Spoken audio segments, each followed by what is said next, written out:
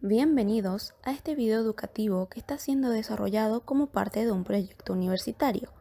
En él estaremos hablando sobre algunas de las técnicas activas para el análisis de contenido.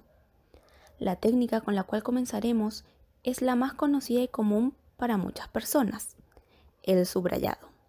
Esta es una técnica que tiene como objetivo resaltar con trazos las palabras importantes que se encuentran en un texto. Pueden ser las ideas o conceptos fundamentales para el desarrollo de un tema. El poder subrayar es importante ya que contribuye a fijar la atención en el estudio de forma más activa. Evita en muchos casos las distracciones y la pérdida de tiempo. Facilita el repaso rápido, ayuda a comprender el contenido de un tema y retenerlo, y fomenta el desarrollo de funciones mentales, tales como la capacidad de análisis, la observación y la jerarquización.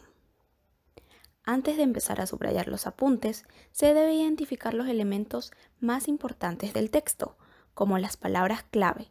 Estas servirán para estructurar la información brindando datos relevantes. Las definiciones y explicaciones desarrollarán conceptos que dan información importante para entender aquello que estamos estudiando. Si se encuentran dentro del texto, hay que subrayarlo. Las categorías, clasificaciones y listados son elementos que suelen dar información complementaria sobre un determinado concepto o proceso. Sin duda, cuando se encuentran una clasificación, categorización o un listado, es probable que se deba subrayar. Y por último están los ejemplos. Si en el texto que se está subrayando se encuentran ejemplos que ayuden a comprender el tema a estudiar, es interesante que se destaquen. Ahora que hemos visto los elementos más importantes del texto, podemos continuar con los pasos que se deben seguir para hacer un buen subrayado. Primero, haz una primera lectura. Esta te servirá para tener un primer contacto con lo que se tiene que estudiar. Durante esta primera lectura no se debe parar a profundizar en la información, ya que solo es un primer contacto. En el segundo, se realiza una lectura activa, donde se fija en cada enunciado, texto, ilustración, ejemplos, etc., que sirva para estructurar y comprender todo lo que se está leyendo. El tercer paso es identificar los conceptos e información más relevantes, ya que será esta información la que se tendrá que subrayar en el siguiente paso. Una vez identificada la información más importante, hay que destacarla mediante el subrayado, intentando que no quede ningún dato importante sin subrayar. Una vez finalizado el subrayado, se vuelve a leer todo el texto, pero ahora solamente lo que está subrayado. Además, este es el momento de completar la información mediante notas que complementen el texto base. Y el paso final es hacer un último repaso, volviendo a revisar toda la información que se ha subrayado e incluso volviendo a leer todo el texto completo para comprobar que no se ha pasado por alto ninguna información relevante. La técnica del subrayado es la base para poder aplicar otras técnicas de estudio, tales como las notas al margen. Notas al margen. Las notas al margen, como su nombre lo dice, son anotaciones que se realizan siempre después de la prelectura o lectura rápida. Divienen de las ideas principales que se van descubriendo en cada párrafo. Para ello se lee párrafo por párrafo con ayuda de un diccionario cuando sea necesario. Para llevar a cabo la práctica de las notas al margen, antes de que comiences a escribir hay que saber con exactitud cuáles son las ideas principales, para lo cual es necesario realizar previamente la técnica del subrayado. La nota al margen o sumilla es realizada en el propio texto, lo que la hace accesible y práctica, desarrollando en la persona la capacidad de análisis y de síntesis. Es especialmente recomendable en los textos que no están subdivididos en capítulos y subtítulos. En los márgenes se pueden anotar ideas claves del párrafo, síntesis del párrafo, un signo de pregunta, idea que el párrafo nos sugiere y que requieren más investigación.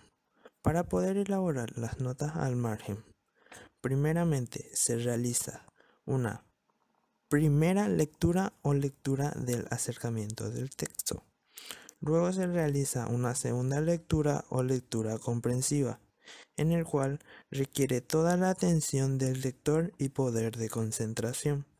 Y por último, se analiza minuciosamente cada párrafo. En esta fase, el lector se puede valer de las siguientes palabras que le ayudarán a definir las notas marginales, como causa, clases, efectos, lugares, importancia y características. Seguidamente se encuentra otra de las técnicas que es el resumen. Un resumen es una exposición abreviada, concisa y fiel sobre los puntos más importantes de un texto. Como tal, puede realizarse de manera oral o escrita y debe ser objetivo, claro y coherente. Es una de las técnicas más utilizadas por el estudiante, pues orienta el sentido y comprensión del texto que analiza. La extensión del resumen puede variar, pero no suele pasar el 25% de la extensión del original. Las condiciones a tener en cuenta para realizar un resumen es que debe incluir todo lo importante, prescindir de explicaciones secundarias y de ejemplos, redactar prescindiendo de la forma textual, acudiendo a una redacción personal y por sobre todo respetar las ideas del autor. Pasos que debes seguir para hacer un resumen. Lo primero es leer el texto de forma activa para poder destacar su relevancia. Una vez finalizada la primera lectura, llega el momento de realizar algunas preguntas. Cuestionarse de qué trata el tema, qué hechos, datos o información creen que son más relevantes, qué relación existe entre la información. Cuando se tiene identificado el contenido más relevante, se comienza a subrayar, pudiendo utilizar varios colores y asignar un color a cada tipo de dato, dependiendo de la importancia de la información. Llegado el momento de escribir, es recomendable sintetizar al máximo la información. Cuando se haya repasado todo, se procede a redactar el resumen con palabras propias. Por último, revisar el resumen. Es importante asegurarse de que no falte información importante y que la redacción sea correcta. Partes que debe tener un resumen. Es importante que un resumen tenga una estructura determinada. Un resumen debe estar estructurado de la siguiente manera. Encabezado. Debe estar al principio del resumen. Aquí se tiene que anotar la asignatura, el nombre del tema, las fechas, referencias bibliográficas. Cuerpo. El cuerpo del resumen es la parte más extensa. Se puede decir que el resumen propiamente dicho, en él debe quedar reflejada la información realmente importante. Conclusión. En este último apartado se deberá describir en no más de 4 o 5 líneas una sinopsis de toda la información que se incluyen en el resumen. La última técnica que veremos será la síntesis, cuya definición hace referencia a que es una exposición breve, ya sea escrita o oral, que a modo de resumen contiene un conjunto de ideas fundamentales y relacionadas con un asunto o materia que estaban dispersas. Esta técnica nos permite estructurar y ordenar la información, facilitando la comprensión y retención de lo analizado. Su finalidad es dar a entender el texto con las ideas fundamentales del mismo, en donde lo esencial es ser breve y con las palabras propias de quien lo realiza. La síntesis se emplea para obtener ideas relevantes de una obra extensa, conclusiones de ensayos, investigación, informes, elaboración de tablas, cuadros hipnóticos, fichas y referencias de contenido, formulación de títulos y subtítulos. A continuación, te daré una serie de indicaciones para realizar de manera correcta esta técnica. Antes que nada, se debe realizar una lectura completa del texto que se quiere sintetizar. Luego, realizar una segunda lectura en la cual se subrayen las ideas centrales que permitan analizar el texto. Posteriormente, ordenar las ideas más sencillas hasta llegar a la más compleja, para finalmente interpretar el texto integrando sus partes. Con las diferentes sugerencias, datos y consejos que vimos a lo largo del video, ahora ya sabrás cómo realizar el análisis de contenido utilizando las distintas técnicas sin ningún problema.